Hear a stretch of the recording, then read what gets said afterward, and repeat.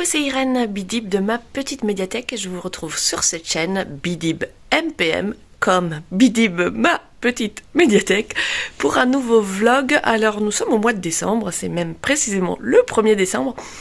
Et après réflexion, j'ai décidé de faire un vlogmas, mais je ne ferai pas comme en octobre où je vous ai publié une vidéo par jour, presque tous les jours, mais plutôt une vidéo par semaine où je viendrai faire un montage de toutes les mini-vidéos que j'aurai fait, parce que pour moi, je pense que ça sera plus facile à gérer que de publier une vidéo par jour. Donc là, je reviens, pour ceux qui me suivent, vous avez vu mon vlog en novembre, je partais pour un déplacement professionnel et ensuite je m'arrêtais quelques jours à Bruxelles pour voir ma famille. Je n'ai pas du tout eu le temps de filmer, donc je fais quelques photos que je vous mettrai au montage. Là aujourd'hui je vais partir travailler dans 2 minutes, mais je me suis dit juste je commence ce vlog, voilà, j'ai la motivation, je me lance, sinon la journée va passer et je ne trouverai pas le temps de le faire. Donc j'espère que ça vous plaira, ce vlogmas avec moi. Après un mois de novembre où il y aura eu finalement une seule vidéo, j'espérais avoir le temps d'en faire 2, mais je vous raconterai plus tard, mais mon voyage de retour a été très très épique. Je crois que je n'ai jamais eu autant de problèmes avec la SNCF en un seul voyage. Mais je vous raconte pas ce matin parce que là il faut que j'aille justement reprendre un autre train pour aller travailler. Donc je vous souhaite la bienvenue sur ce vlog, je vous retrouve plus tard pour vous montrer ce que j'ai tricoté pendant mon voyage.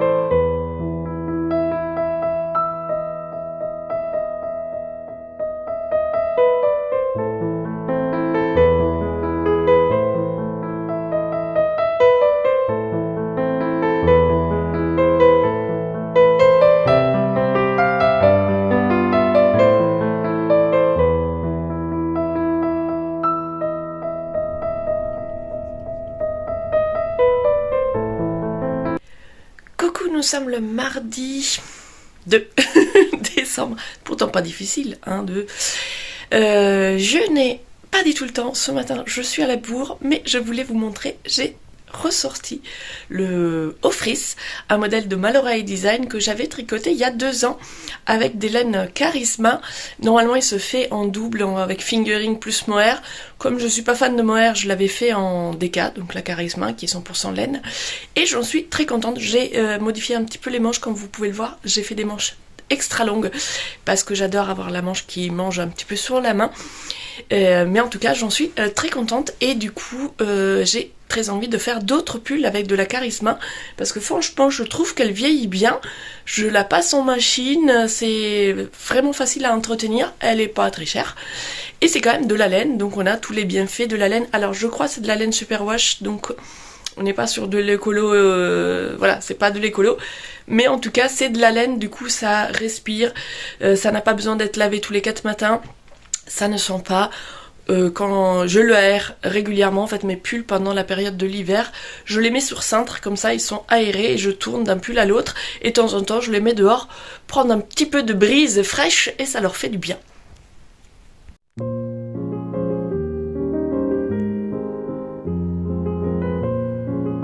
Coucou, nous sommes le mercredi 3 et je vous prends rapidement pour vous montrer donc mes encours, puisque c'était ce que je vous avais promis. Et aussi je voulais vous montrer des petits castones et un livre. Allez, c'est parti direct parce que là après il faut que j'aille travailler. Donc je vous montre tout d'abord ce que j'avais amené avec moi pour le voyage. J'ai beaucoup moins tricoté que ce que je ne pensais.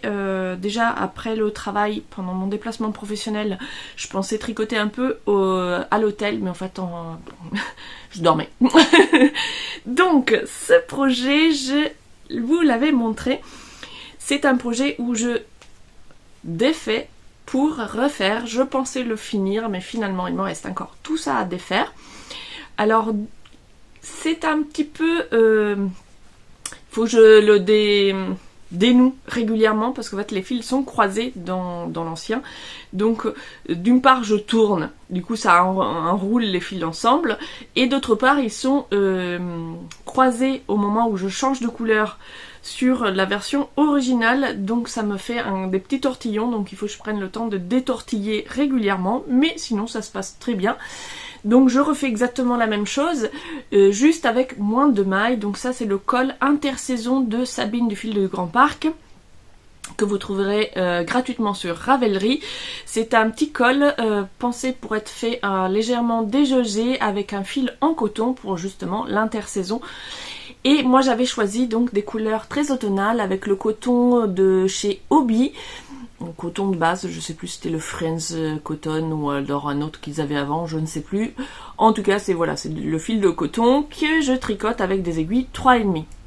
Sauf qu'avec ma tension et le nombre de mailles proposées dans le patron, ça me faisait un col beaucoup trop large et pas assez long. Et du coup, mon chéri l'avait beaucoup aimé, mais finalement, en le portant en plus, il s'est détendu, ce qui fait qu'il avait le col qui pendait comme ça. Donc ça servait à rien. Et il avait arrêté de le mettre, donc c'est pour ça que je le défais et donc je l'ai refait. Alors attendez, je suis en train de m'entortillonner. Je le refais avec, j'ai monté moins de mailles. Et j'ai l'impression que là ça va être... J'ai peur que ça soit encore un peu large, donc j'hésite encore. J'attends que de lui enfiler dans la tête, voir par rapport à sa tête à lui.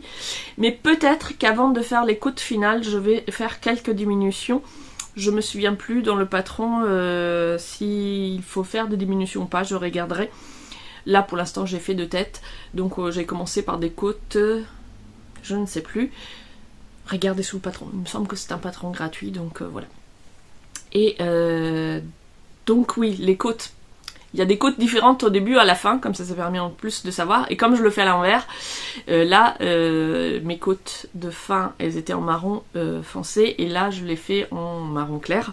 Donc il sera à l'inverse du premier, mais juste au niveau des côtes. Sinon, ah oui, autre modification que j'ai faite, au lieu de changer de couleur à chaque rang, j'ai utilisé la technique hélicoïdale pour le changement de couleur, ce qui fait que il n'y a pas du tout de démarcation, et je trouve ça beaucoup plus simple à faire comme ça finalement, et ça rend très bien.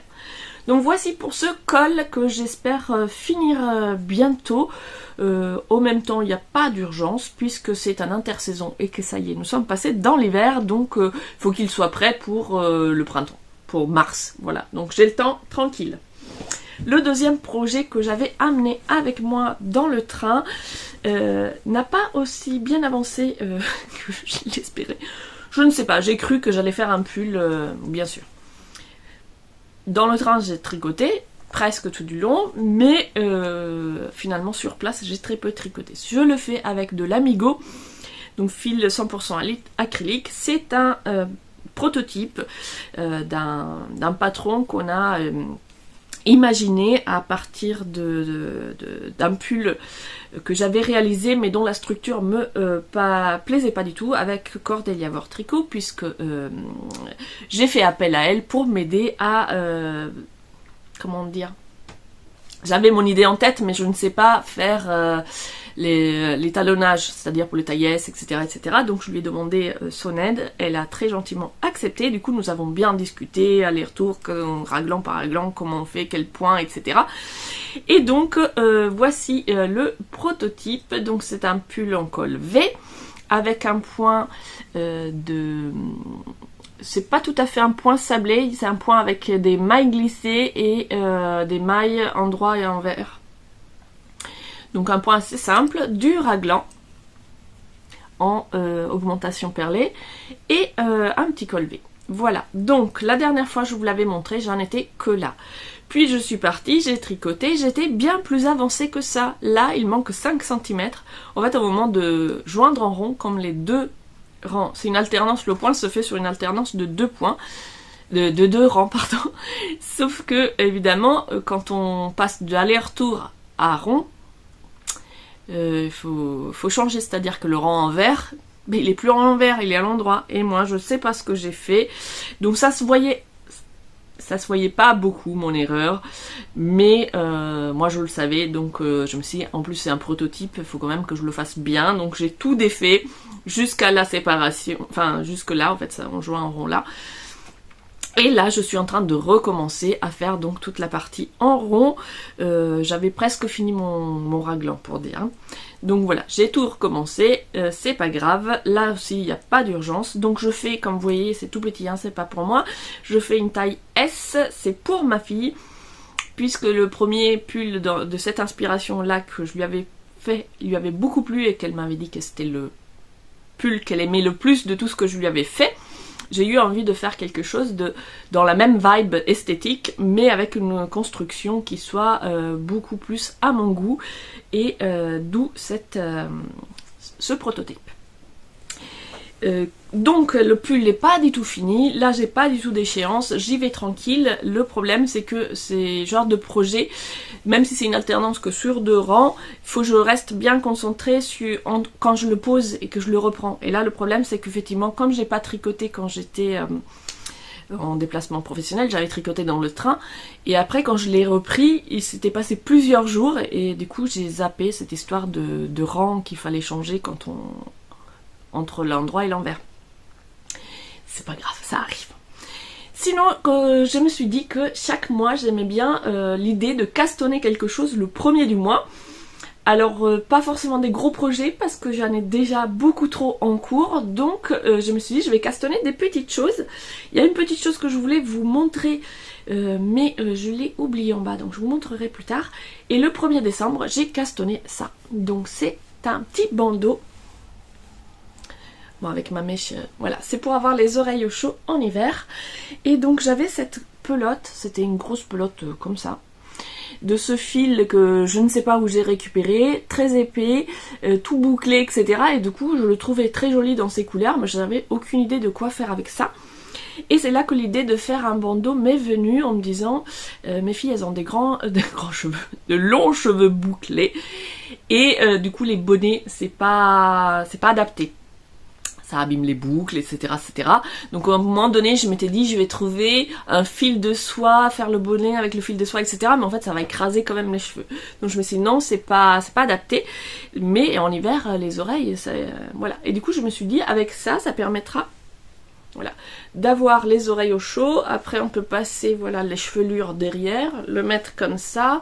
Enfin, elles feront comme elles veulent, mais peut-être elles pourront avoir les oreilles au chaud sans abîmer les boucles, d'où mon idée. J'en ai fait deux filles, 2 bandeaux, et pour pas faire 2 fois la même chose, celui-ci je l'ai fait en point jersey et celui-ci je l'ai fait en point mousse.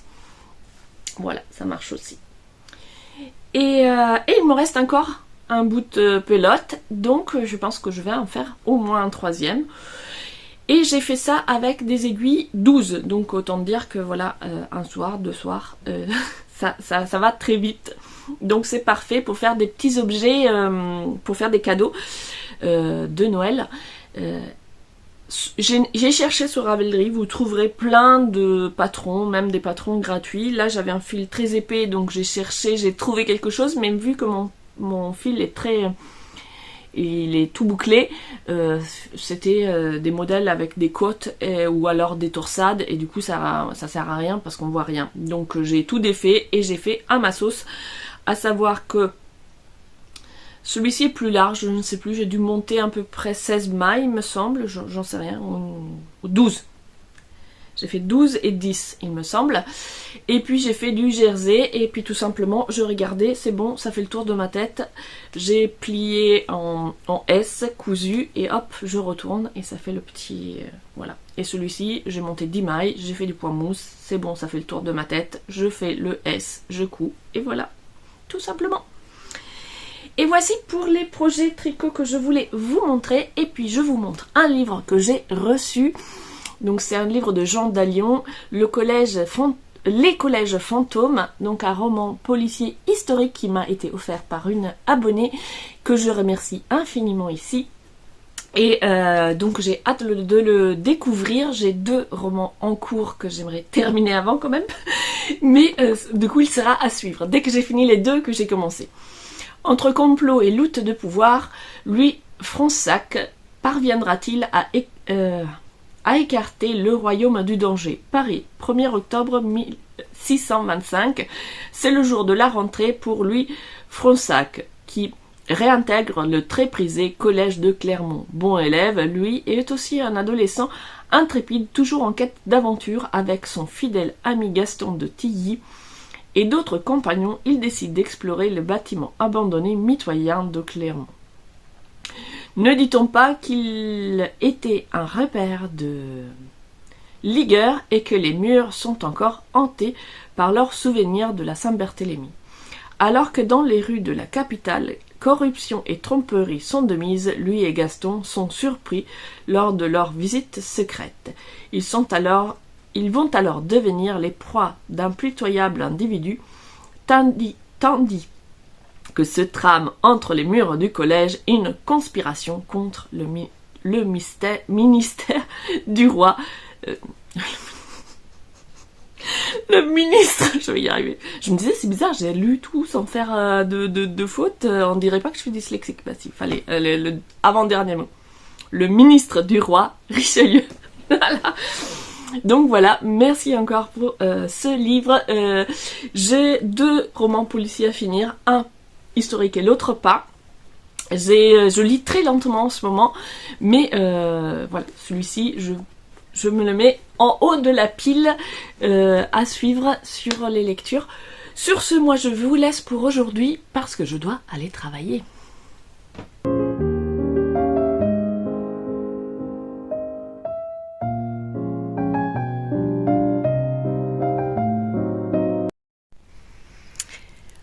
Coucou, nous sommes le 4 décembre. Vous voyez, j'ai mis mon petit coussin qui tient chaud à base de graines qu'on chauffe au micro-ondes.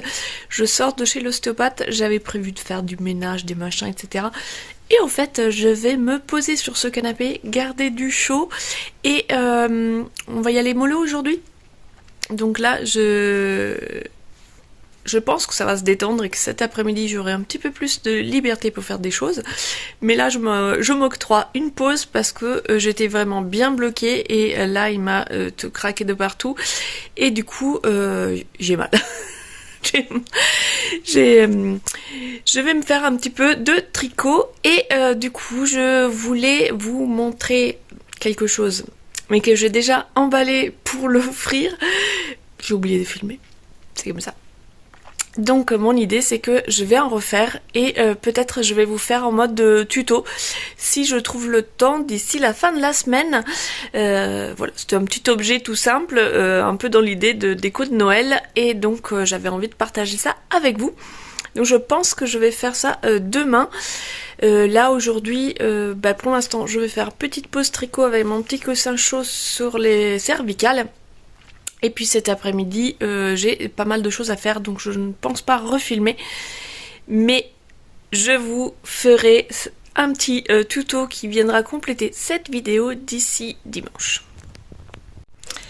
Bon, décidément, cette semaine, rien ne se passe comme prévu. J'avais un petit peu de temps là devant moi, je me suis dit, j'y vais, je vais faire ce fameux petit tuto pour faire un petit objet de Noël qui peut être une idée de petit cadeau à glisser sous le sapin. Sauf que impossible de remettre la main sur mon support pour tenir le téléphone de façon que vous voyez à peu près ce que je fais avec mes mains. J'étais justement en train de me dire ça serait bien que j'investisse dans un matériel un petit peu plus adapté. Mais en attendant, je vais faire avec ce que j'ai. Et non, parce que je ne sais pas où j'ai rangé ce que j'ai. Donc voilà, tant pis, je sais pas comment je vais faire. Est-ce que je vais réussir à faire ce tuto? Donc je ne pense pas, parce que ça sert à rien que je filme si vous voyez pas correctement ce que je fais. Voilà,